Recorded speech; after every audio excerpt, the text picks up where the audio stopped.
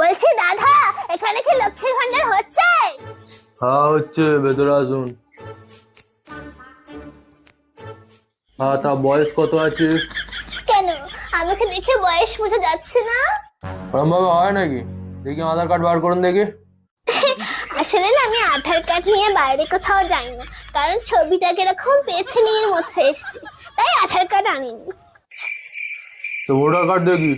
আর ওই voter card কি আনবো বলেন তো? ভোটার কার্ডের নাম ভুল, আমার নাম মালতী কাওড়া, ওখানে নাম এসছে বালতি শেওড়া। আমি কি শেওড়া গাছ থেকে নেমে এসেছি?